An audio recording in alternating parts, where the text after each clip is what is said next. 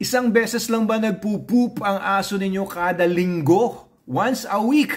Yan ang problema ni Sir Anthony Seven. Sabi niya, Doc, paano po kaya pwede gawin sa Shih Tzu na isang beses lang po dumumi sa isang linggo? Ayan, hindi po normal yan. Normally, ang mga aso po magpo-poop once or twice or thrice every day. Daily po, hindi every week. So, maaari pong hindi po maganda yung pinapakain nyo. Baka hindi SDN, the best dog food in the multiverse ang pinapakain nyo sa mga aso nyo. Alam nyo, meron kami mga 120 dogs ngayon sa site. And at one time, we had about 400 dogs. Pero simula nung 2015, nung pinormulate ko tong SDN, wala kaming problema sa pagpupoops ng mga aso namin dahil everyday po sila talaga nagpupoops. And we only feed our dogs 1 meal a day. Isang beses lang po sila kumakain, no? Yung mga adulto, and nakukuha na nila lahat ng kailangan nilang nutrisyon kasi concentrated dog food po ito. Mostly meats, no? Mga 90% plus ay meats po ito. And we only have a little bit of rice here para po maging kibble siya, para maging buo-buo siyang bilog-bilog.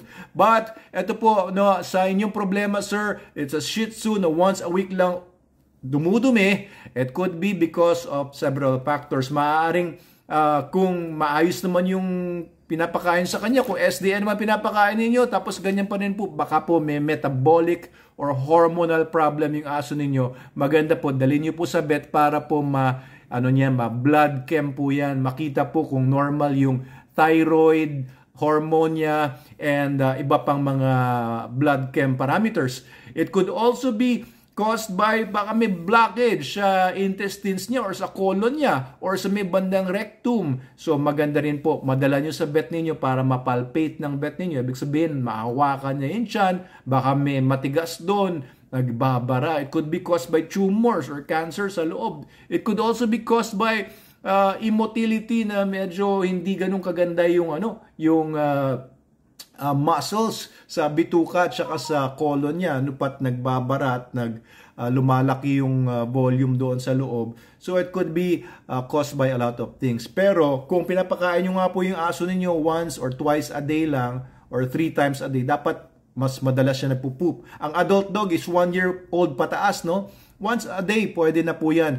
Pero pag puppies po, dapat nga mas maraming beses pa sila nagpo-poop kasi multiple times a day sila pinapakain. And mga puppies ay talagang normally talaga, parang tao din ng mga babies, mga bata, mas madalas silang dumumi kaysa sa mga adulto. Pero hindi nagpo-poop ng buong maghapon, 2 days, hindi na po normal yan. Lalo na kung ang aso nyo po ay nagsistrain na, parang nahirapan na siya, nakikita nyo, naka-hunchback na siya o nakakuba na gano'n, tapos umiiyak, tapos minsan sumisigaw, o kita nyo dumudumi, o pumupula yung puwetan, o kaya may nakaumbok sa may bandang puwetan, dalhin nyo na po sa vet nyo po yun, para po maaring kailangan ng x-ray, maaring kailangan ng kung anumang ultrasound or whatever para ma-diagnose talaga ng vet ninyo. So pagka nakita ng vet ninyo na may problema, no, baka po kasi pinapakain nyo ng buto. Ayan, isa pa sa causes yan na talaga nagbabara yung sa intestines pagka kumakain ng buto, yung mga calcium, hindi na-absorb yan at lalabas sa poops niya. It could be one of the causes. Maaaring kumain yung aso niyo ng plastic or kung ano pang mga basura dyan, mga buhok-buhok. Ayan, problema. O bato. Yan. May aso kami dati, si Stone, kumakain ng mga bato yun. Kaya pinangalan namin si Stone, K9 Stone, Jack Russell Terrier. So, it could be a variety of factors, no? Pinakamaganda dyan, madali niyo po sa veterinarian nyo. Hindi po yan normal. What you could do kung hindi naman in pain yung aso nyo, tapos medyo irregular lang siya sa bowel movement niya, gawin niyo pong regular yung exercise niya para po yung katawan niya ay natatagtag, alam niyo yung mga muscles niya, mas nagiging normal yung pag-poop ng aso niyo kung laging nakakatakbo. Kasi pag lagi lang nakahiga, maliit yung kulungan, maaaring walang movement doon sa loob ng katawan ng aso ninyo, nagbabara-bara at tinatamad na rin na gumalaw yung intestines.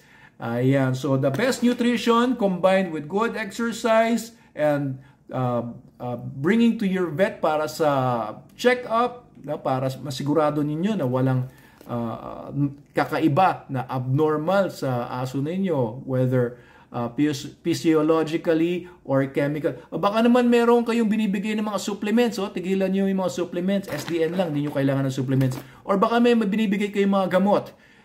May mga ilang mga gamot na nagkakos ng constipation, it could also be the cause, no? Pero yun po, good nutrition, exercise, and trip to your vet, yun po yung may advice ko sa inyo, Sir Anthony, at sa lahat ng mga may ganitong problema.